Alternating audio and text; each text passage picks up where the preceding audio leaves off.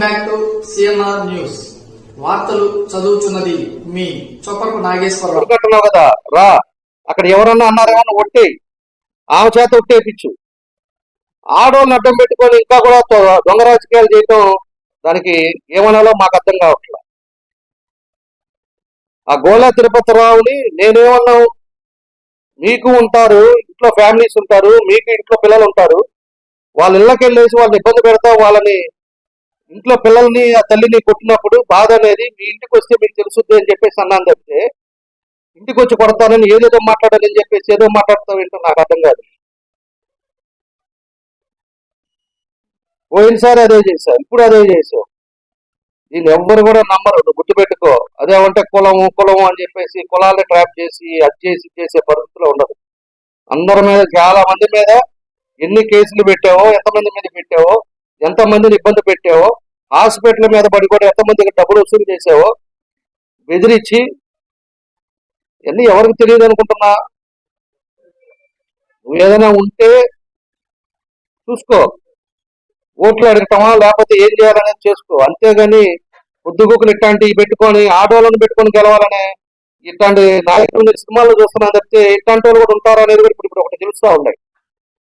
ఎవరినైనా పెట్టుకొని చూస్తారు ఇంట్లో వాళ్ళని పెట్టి. ఆమె ఒక్క మాట ఎవరన్నా అన్నారు అసలు? ఆ వాలంటీర్కి ఆమెకి జరిగిన సంభాషణని దాని పెద్ద భూతత్వంలో చూపించేసి దాన్ని ఏదో మేమేదో అన్నట్టు, అసలు ఉన్నారో కూడా తెలియదు, వాళ్ళు అక్కడ తిరుగుతున్నారో తెలియదు. ఎవరికి వాళ్ళు అందరూ తిరుగుతూ ఉంటారు.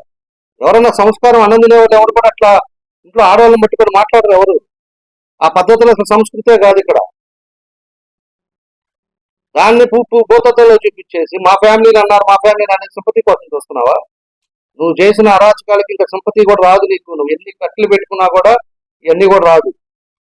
నేను ఒకటే వెనక్కి కూడా చెప్తున్నా, పక్కన ఉండేవాళ్ళు నిన్న అతిగా తాగేసి వచ్చి పిచ్చి పిచ్చిగా మా వాళ్ళ జోలికి వచ్చిన వాళ్ళకి కూడా రేపనే రోజు అనేది ఒకటి గుర్తుపెట్టుకోండి. ఆ రోజు అబ్బా కొడుకులు ఇద్దరు ఉండరు ఊళ్ళో, అది మాత్రం నేను ఖచ్చితంగా చెప్తున్నా. ఎక్కడికి పోరు. అందుకని ఒళ్ళు దగ్గర పెట్టుకొని కావాలంటే ఓట్లు వేయించుకోండి, లేకపోతే ఏమైనా డబ్బులు ఇచ్చుకుంటారు, ఇంకోటి ఇచ్చుకుంటారు, చేసుకోండి. మీ పని మీరు చేసుకోండి. అంతేగాని కొట్టేసి పార్టీ వాళ్ళందరినీ కూడా కొట్టి మీ ఇష్టం వచ్చినట్టు భయప్రాంతం చేస్తే ఉనికిపోతారో లేదా భయపడతారో అనేది మాత్రం ఎవరు అనుకోవద్దు. ఎవరినో ఒకరిని ఇబ్బంది పెట్టే కొంది ఆ కసి ఇంకా పెరుగుతుంది. అది గుర్తుపెట్టుకో. నువ్వు ఎంత మందిని ఈ రోజు 5 ఏళ్ళు ఇబ్బంది పెట్టారో అంత కసి జనాల్లో ఇంకా ఉంది. అందుకని అందరూ కూడా వాళ్ళుగా వస్తున్నారు. నేనే వాళ్ళకి డబ్బులు ఇచ్చి తీసుకోవట్లా, వాళ్ళుగా వాళ్ళు చేసిన బాధలు చెప్పుకుంటా నా దగ్గరికి వస్తున్నారు. అవన్నీ కూడా నీకు తెలుసు, కానీ నటిస్తున్నావు. నటనతో పెట్టి అమాయక ఫేస్లు పెట్టేసి మా కుటుంబం జోలికి వచ్చారు, 5 సార్లు ఎమ్మెల్యేని, అవన్నీ పిచ్చి మాటలంతా మాట్లాడద్దు. అవును, ఎవ్వరు ఏమనలేదు. నేను పొద్దున కూడా నేను క్రాస్ చెక్ చేసుకున్నా. ఆ పక్కింటి వాళ్ళతో మాట్లాడి, ఎదిగింటి వాళ్ళతో మాట్లాడి, అందరితో మాట్లాడి ఏం జరిగింది ఏం చేస్తున్నారు. ఎందుకంటే మాకు నిన్న ఇష్యూ ఆ ఉందనేది కూడా మాకు తెలియదు కాబట్టి.